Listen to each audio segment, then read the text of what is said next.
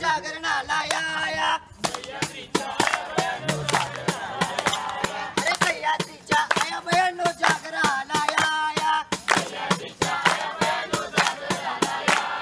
जागर मांडला गोंधळ सेवे गोंधळ मांडला जागर सेवे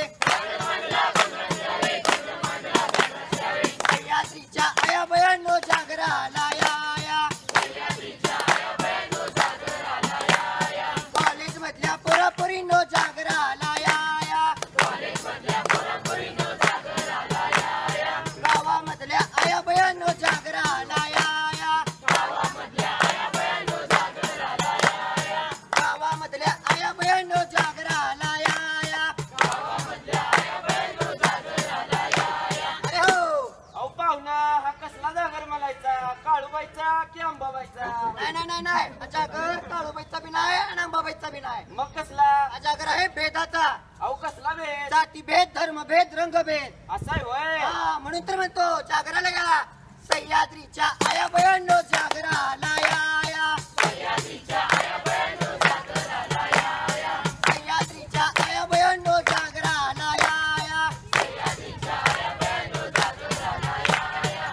जय जय राम जय जय राम कृष्ण हरी जय जय राम कृष्ण हरी जय जय राम कृष्ण हरी जय जय राम कृष्ण हरी जय जय राम कृष्ण हरी जय जय राम कृष्ण हरी जय जय राम कृष्ण हरी जय जय राम कृष्ण हरी जे कारंजले गांजले त्याशी म्हणे जो आपले तोच साधू ओळखावात देव तेथेची जाणावा विठ्ठल विठ्ठल विठ्ठल कुठली कवर देव श्री ज्ञानदेव तुकाराम पंढरीनाथ महाराज की जय. आत्ताच परत महाराजांचं कीर्तन संपन्न झालेलं आहे. जर काल्याचा प्रसाद घेतल्याशिवाय कोणी जाऊ नका. पाहू ना तुम्ही पण काल्याचा प्रसाद घ्या बर का.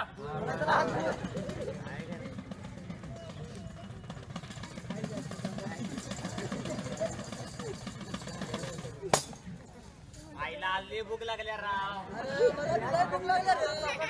कुठून तरी आवाज येतोय गावात का तर कार्यक्रम चालू वाटतं बाबा जाऊ जेवायला अरे बाबा काय करताय. बाबली जेवायला आलोय भूका लागल्या त्या तुमची त्रास तर माहिती आहे तुम्हाला. आला वाटतो पण जेवायला वा तिकडं असा गोबऱ्यात केव्हा गेला जेवायला.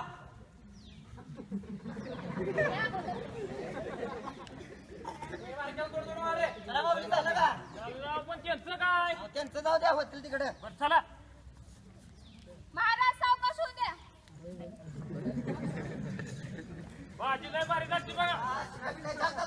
अहो जेवणच लय चाकवत. होय होय ए थांबा अरे काय करताय तुम्ही पाणी पिता अरे पाण्याला शिवतोय सोय तुझी जात पात तर कळते का तुला आम्ही होतो पाणी तुला पहिलंच मंडळी आताच आपल्याला महाराजांनी संदेश दिला की कोणताही जातीभेद व धर्मभेद करू नका. पण तरी आपण प्रत्यक्ष नाही तर अप्रत्यक्षरित्या आपल्या कृतीतून जातीभेद करत असतो. तर मंडळी पटली का तुमची चूक तुम्हाला. आपली महाराष्ट्र भूमी संतांची भूमी. आपल्या संतांनी आपल्याला सांगून गेलं की कोणताही जातीभेद व धर्मभेद करू नका. पण तरी आपण जातीभेद व धर्मभेद करत असतो. समाजातून हा जातीभेद कधीच नाही जाणार. पुन्हा ठाऊक सह्याद्रीच्या आया बयानो जागराला या सह्याद्रीच्या आया बयानो जागराला या सह्याद्रीच्या आया बयानो जागराला या अरे हो हा जागर आहे स्त्रियांवर होणाऱ्या अत्याचाराचा. तर चला मंडळी पाहूया भारताची सध्याची स्थिती.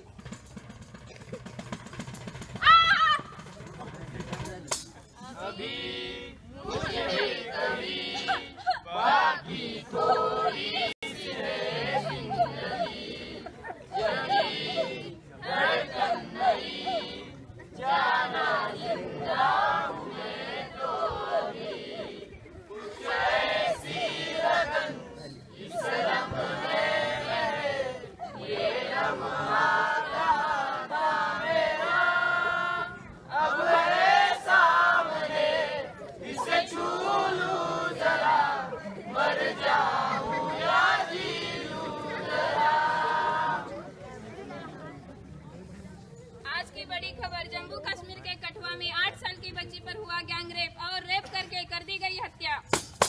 मध्य प्रदेश के शिवापुरी में कई सालों से हो रहे 12 लड़कियों पर अत्याचार और जुल्म.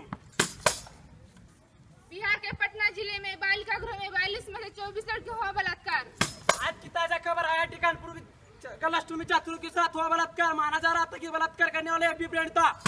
दिवसभरातील खबर दिवसातली सर्वात मोठी बातमी बुलढाण्याच्या हिवारखेड आश्रमशाळेत 10 वर्षाच्या मुलीवर रेप।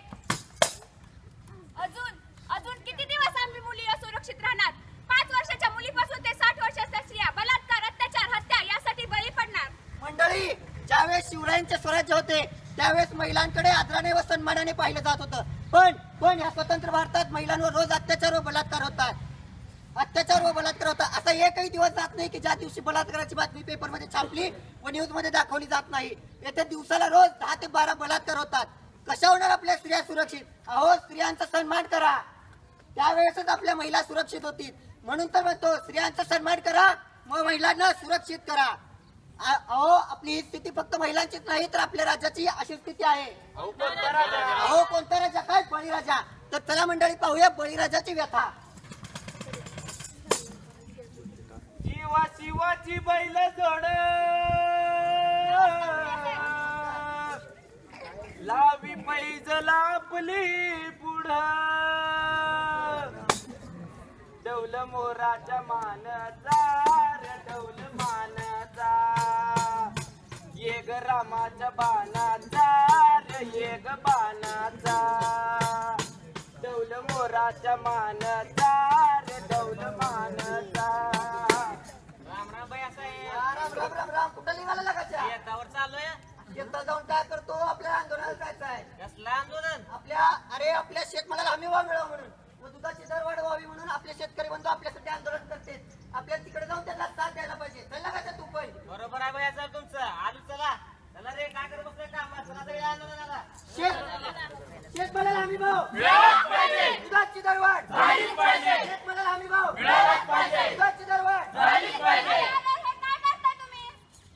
काय करता म्हणजे? आम्ही आमच्या हक्कासाठी आंदोलन करतो, हे काय चुकीचं आहे का? स्वतःच्याच पिकाची नासाडी करून घेणे हे कसलं आंदोलन म्हणायचं तुमचं? हे एखाद्या गोरगरिबाला द्या, त्यांचे पोट तरी भराल, किंवा मिळेल त्या भावात पिका 4 पैसे तरी येतील तुमच्या घरात।